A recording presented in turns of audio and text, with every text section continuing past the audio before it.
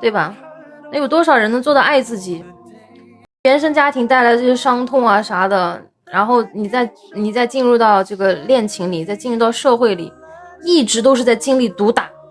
你在这种的毒打之中，你还能坚定的爱自己，那这个人牛逼到爆了。而且这个爱，这一份爱绝对是来伤痛换来的，你懂吗？伤痛换来的。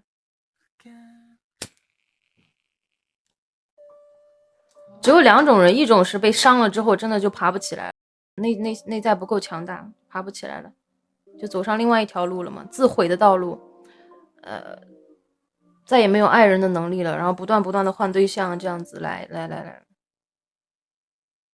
自我阉割了。还有一种人就是不管怎么样，是保持着那个初心，就是很痛，但是还是觉得说要学习如何真正爱自己。那么这种人的话，到这个阶段呢，他就会跟我相遇，晓得不？他就会跟我相遇了。如果不是这样子的话，你这个人不会跟我相遇，你走不进我的世界里。你只要能进到我世界里的人，都是相当自爱的，你懂吗？自爱的。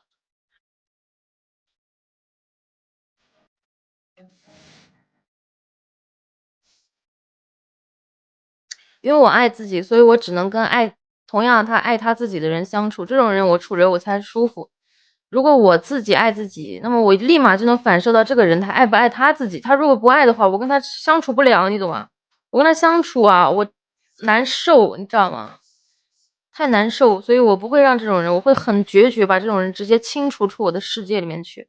所以我的世界里全都是自爱的人，没有一个不自爱的，不自爱的进不到我这儿来。而你们所谓的，你觉得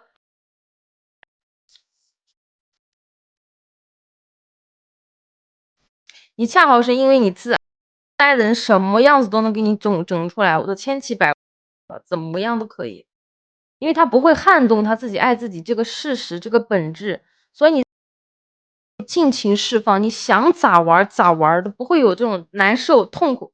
我感觉痛的人是正因为自己还不够爱自己，所以他把握不好这个度，他怕被人玩了，被人弄了，这样那样的，他情绪就会很多，你懂吗？所以他就适合去谈恋爱，找另外一个。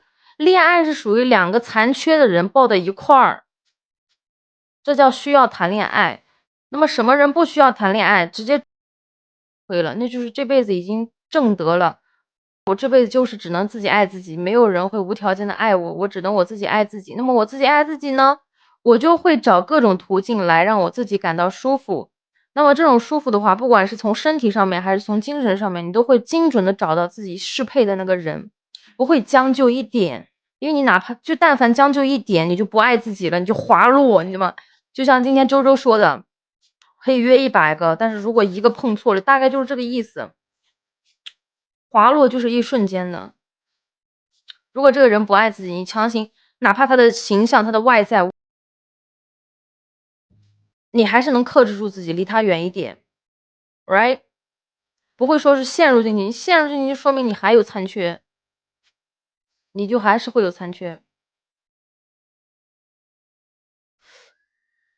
所以我现在你看，不管做什么类型的节目啊，做专场什么的，我放得开或怎么样，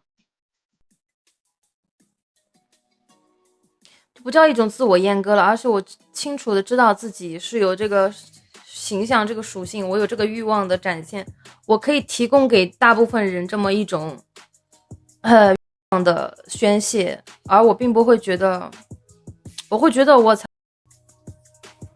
This is my value， 就是当然我的价值不止于此哦，但是这是俗世里面会认可的价值，价值是俗世当中会认可的价值，所以我才做这个类目，你懂吗？因为我走其他路的话会相当的艰难，你能懂吗？我走其他的路会相当的艰难，他们会把我的形象，拿我的形象来榨制我。我做任何一个行业，我都会经受这种冷眼对待。我不想这样，我还不如自己拾起自己的人生，我自己的人生我自己做主。我做这个是因为我想这样，那么我想这样的话，没有任何人可以去伤害我，可以去榨汁我。所以就是很多人其实他选择一个行业，这个行业其实带给这个人很多很多的伤痛，但他不得不去做，是因为他没有选择，他被各种眼镜所看着。你说作为一个男性，他能直接像我这样子说是做一个这种的这个赛道吗？他不能。那么我再举个例子，如果说是这种家庭非常健全，就是说从小父亲母亲给他蜜罐里长大的一个女孩子，她会去做这个赛道吗？她不会去做，因为她不必这样，她不必如此。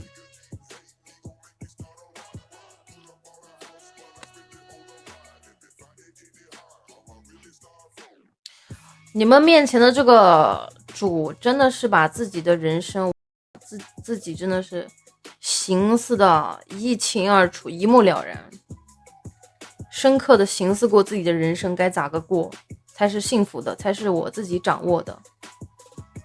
你说一个人其实活的最高境界就是掌控自己的人生，因为你这样子你才独立于世了嘛，你不会有任何的害怕担心，因为所有都是你自己选择的。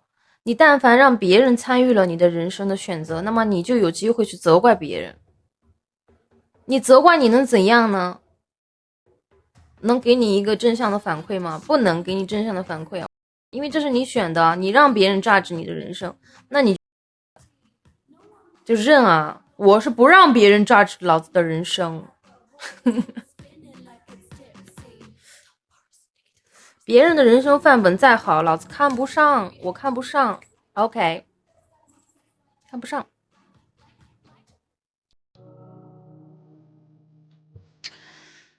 所以啊，我这种人生，我告诉你们，就越活越活，总会遇到跟我相似的人出现在我生命里面。然后，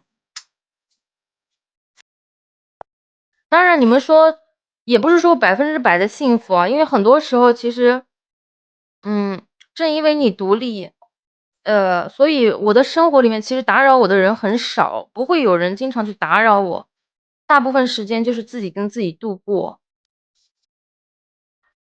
这种东西，一般人叫做孤独，但是跟我有同样感悟的人就知道啊，这叫做什么？这叫做自由，这叫做自由。因为你不需要对任何人的人生负任何的责任，所以你只对自己负责的时候，那么你就会去拓展出很多的兴趣爱好，拓展出很多你想做的事情，你才有时间去做。如果你身